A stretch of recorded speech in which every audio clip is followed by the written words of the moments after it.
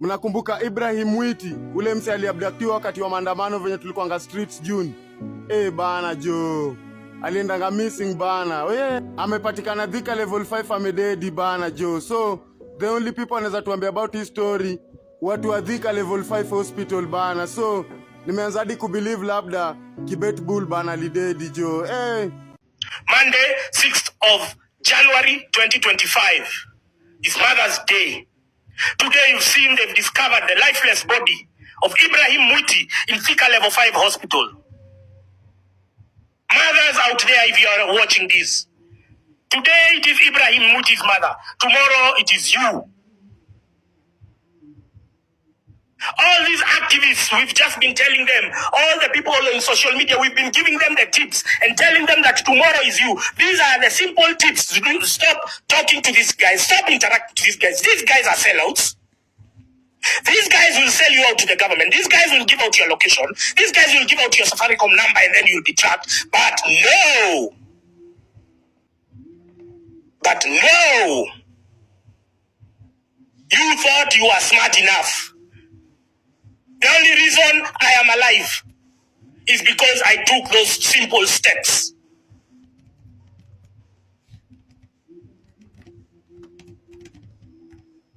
The only reason I am alive is because I stopped using my Safaricom SIM card.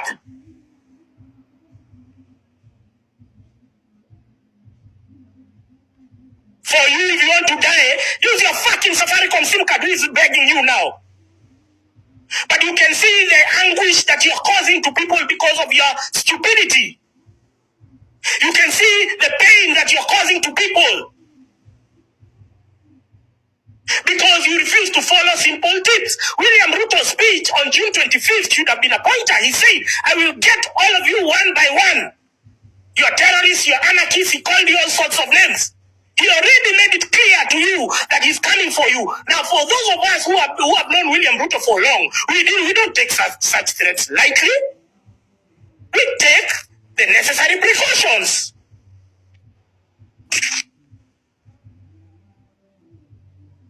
For those of us who know what William Ruto is about, for those of us who know the post-election violence of 2007, 2008, how a church in Kiamba was burnt. If you saw that, you know what he's about. And you wouldn't take such threats lightly. He says he has this sheepish grin on his face. You think the teeth are white because he's smiling. No, he's telling you, I'm going to kill you. And you are there. Going to people we have flagged as traitors. Look at Hanifa's body structure. Well, look at her. She's a policeman.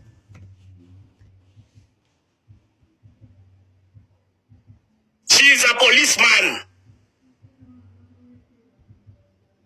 I don't know why it has taken you long. I don't know why because you guys lack your personal identity. You don't want to think. You must follow what this guy says, what this guy says. No, you have been presented with evidence there. You make your own conclusions. Derive your own conclusions. You don't have to wait that, oh, this guy has not endorsed this guy. Oh, this guy has criticized this one. No. Have I wronged you? Anyone who is telling you that I'm wrong, have I wronged you? Have I taken your money? These people have literally scammed you, have fraudulently acquired your money, obtaining money through false pretense. Hanifa Edan Morara Kebaso. That's what we are going to charge them with after the revolution. Tell a friend to tell a friend that this is the day. 6th June, we are stepping into our lights. 6th June, we are taking it to the next level. 6th June, we are not allowing divisive rhetoric.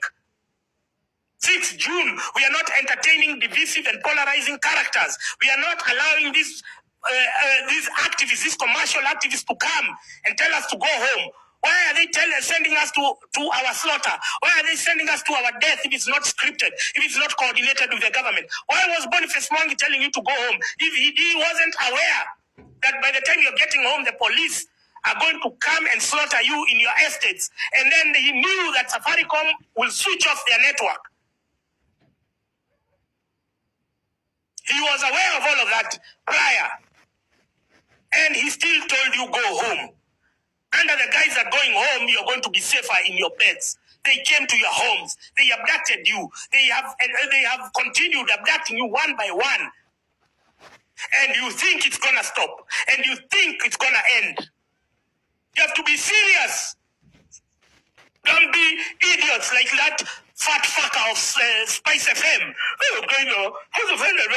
You know, Gaino is in serious trouble. Who knows your nanny walk? I am broke. I don't have money to buy your fear, motherfucker.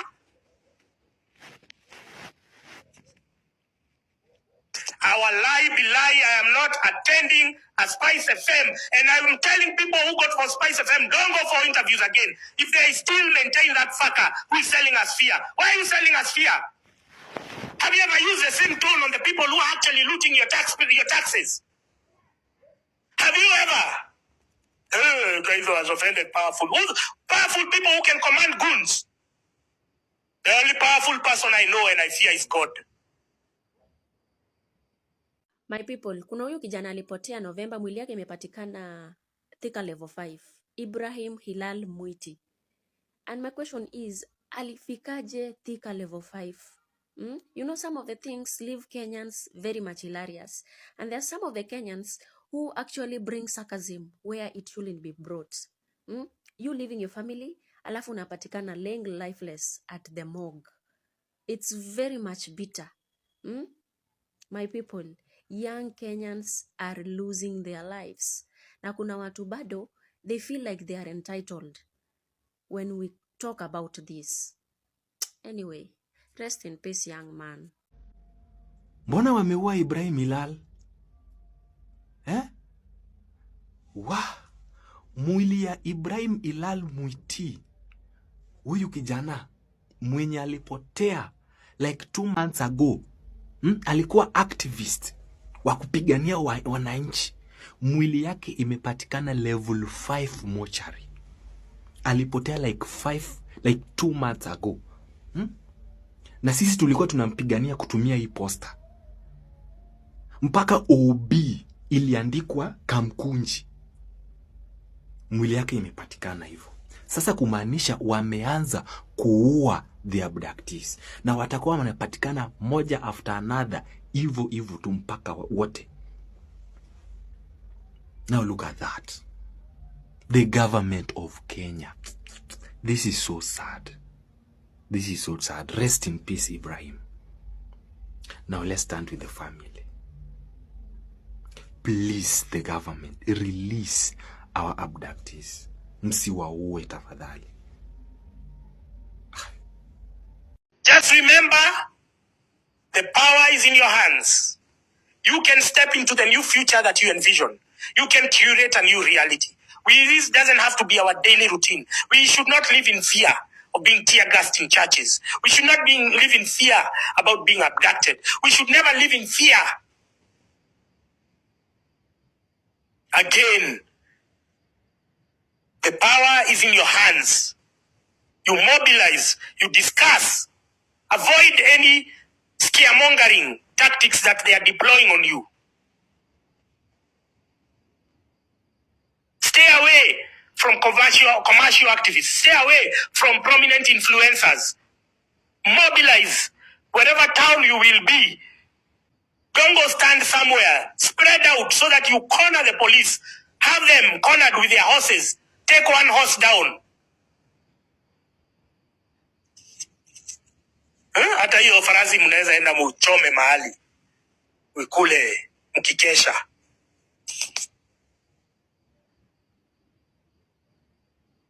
If they are going to deploy, you have to be ready. So corner them. You just need 2 to drop their arms, surrender, tie them, frog march them. 2 minutes of video. Uone. Be in the back streets, have stones so that you block police vehicles from accessing where you are. Put the stones on the road. You put them in such a way that the police will find themselves in a dead end. In that dead end, you have somebody upstairs. Blessing them. You have the mixology upstairs. Blessing them with a cocktail, with a Long Island.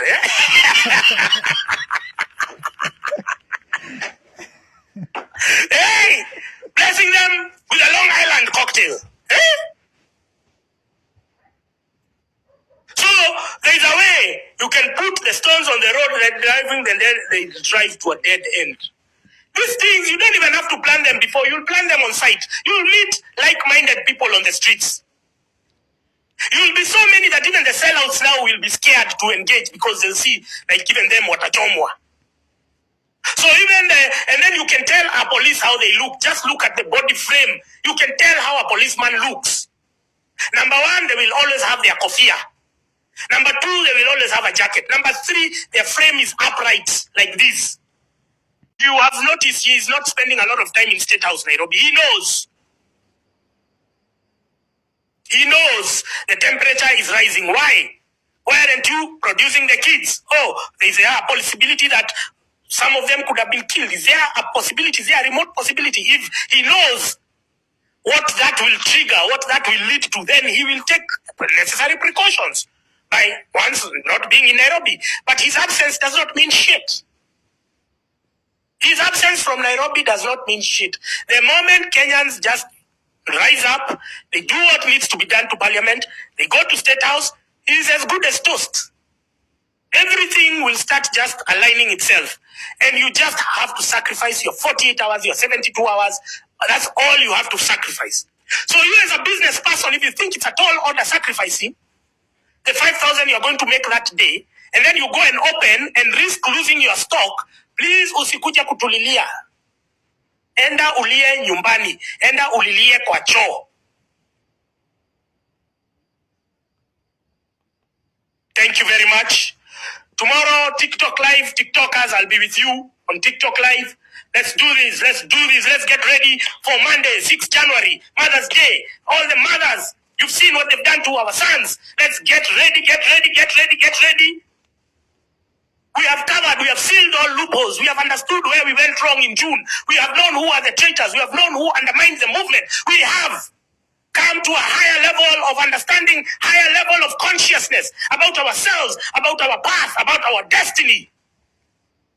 So that we will meet on the flip side of the revolution. We will meet on the other side of the river. We will meet and laugh and hug and say, we have brought down a dictator. Then we'll say like Optimus Prime, let those who exist long after us know that this was our finest hour. Santeni sana. You have all these people selling you fear. There's that idiot of Spice FM who is saying, Guno is at risk. You know he has offended very powerful people just because of what? Just because of tweets. Fuck you, man. Your work is, you've been paid by Spice FM to sell fear to Kenyans. Have I ever asked you for anything for you to discuss about me? Instead of you joining us so that we can, who are you? You're saying powerful people. You have appropriated them. You have made them powerful. People who are paid by your own taxes, and you're calling them powerful just because they can command a few goons over here, because that's what they are. Abel Rotich is a goon going to murder children. That's a goon. So because somebody can commandeer a few goons, now he's powerful. No. The people are powerful. The day we say this guy to step down, he will step down. So who are you? Who are you to deflate? To deflate our momentum? Who are you to burst our bubble? You know, Guido, there's that fat guy of Spice FM. You know, Guido has offended very powerful people. He's in big trouble. Fuck you. You think you're any better? You think you're any safer? You think they won't wait for you outside your workplace and abduct you? One day you just say just something off and these guys feel offended. Instead of standing with the people, you are siding with the mainstream narrative. Are you fucked in the head? Need to get some balls. Women these days have more balls than the men. If you look at the people who have been deflecting our movement, it is men. If you look at the people who've been empowering us, it's women. When you say some damn shit, Guido, what the fuck?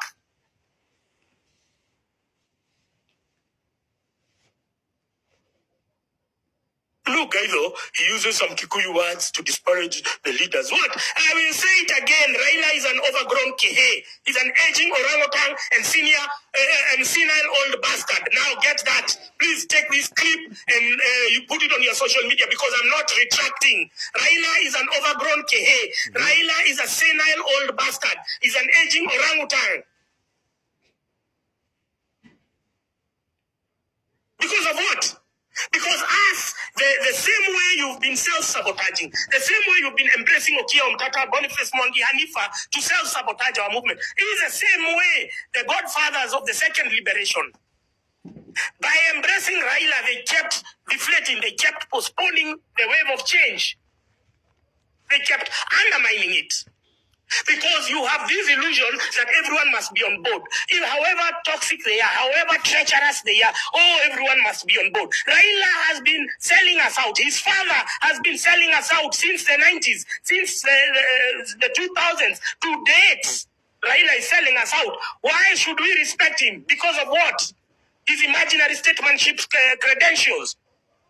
Because he has dispatched all the toxic propagandists. He has dispatched Gabriel Oguda. He has dispatched Dikembe, Seth Odongo. It's called Seth who? That Dikembe fucker who works in Junet office. That guy who sacks Silas Chepkere's cock, Jakai Kimba's cock. He's called Dikembe Seth. There's Collins Bay, who is Edwin Sifuna's secretary. They just write long posts just being anti-Kikuyu.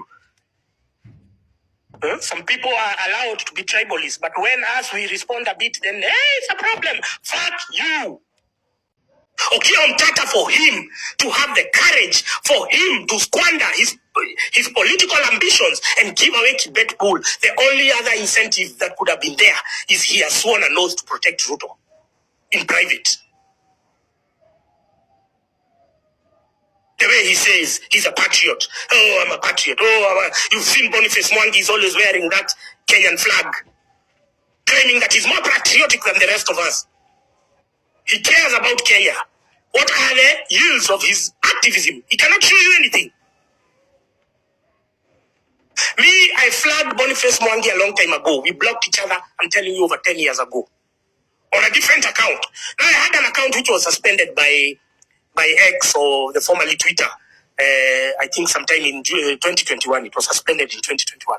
And one of his activist friends reached out to me and told me, oh, Bonnie has good contacts with Twitter, because the then vice president was close to him. Ask him if I'm bullshitting. Ask him if I'm lying. And they were very close with Boniface Mwangi. So Boniface Mwangi is the one who used to coordinate the suppression of free speech in Kenya, because they had very close contacts, and by then he was operating with Uhuru. They had very close contacts with the vice president of Twitter at the time. And so it is. So when I was told to talk to him to have my account reinstated, I was like, I'd rather die and talk to Boniface Mwangi, because he's always been a traitor. By then I didn't have the voice that I have now. By then I didn't have the awakening that I have now. And now I can confront them. I can look them straight in the eye. I can tell you, Okia Omtata is the head of the snake. Boniface Mwangi is a traitor. Hanifa Edan is a traitor. Hussein Khalid is a traitor. Julius Kamau is a traitor. Morana Kebaso is a fucking asshole. Can look at them straight in the eye. And I can tell you that your continued association, your continued collaboration with these people will lead you to death. There is no two ways about it. You are dealing with a very vindictive idiot called William Ruto. He only has one strategy of eliminating people who criticize him. Let's kill them. Oh, sio Ruto mubaya. Ruto ukikaa na yeye ni mtu mzuri sana. Ni wenye wamemsunguka. Ni Faruk ni yeye mubaya. No. All of this shit. He chooses the people who amplify his depravity. He chooses people who align with his toxicity. Here, Kamia Farouk, you espouse the ideals that I harbor, that I hold dearly. Who are you, Abel Rotich? Come. This is the unit we are going to be using to attack Kenyans, young Kenyans who are criticizing me online. Who are you? Get the other guys. Get warrant officer. Get the other guy. So, you people don't know what you are on to. You're just about to stumble on a revolution. And you think this is a walk in the park. You think that this is just another day to go and take selfies, to go and eat pilau in parliament. You seem to underestimate your achievements. You are the influencer. You are the activist. You hit the streets. You block the roads. You light the fires. You move up slowly to CBD, slow, gaining ground. You get the cops. Get the cops, you corner them. Corner them. Get a cocktail mixologist to blaze the vehicle. Once you corner them like this on both sides, you tell them to surrender while you're filming them. Tell them to lay down their arms, they surrender. You tie their hands and you frog march them to wherever you're going. That's how you're treating the police on Monday. You're not going there to sing with them songs. Sijui nini, afande. Say, sina makosa, afande. Ruto si wako na misiba yangu. Chukia nini kati yangu mimi na wewe. Sina makosa, afande. Fuck you with your shitty songs. Take those songs and shove them up your ass. You fucking activists. You've been activists for 15 years. 15 good years. During the same duration. During the same period. We have seen a total regression. We have seen a relapse in our economic and constitutional gains. We are now a one-party state. All because we are being treated to theatrics by a bunch of useless activists who are just chasing for donor money. Who are just chasing for government handouts. Who are just chasing for jobs.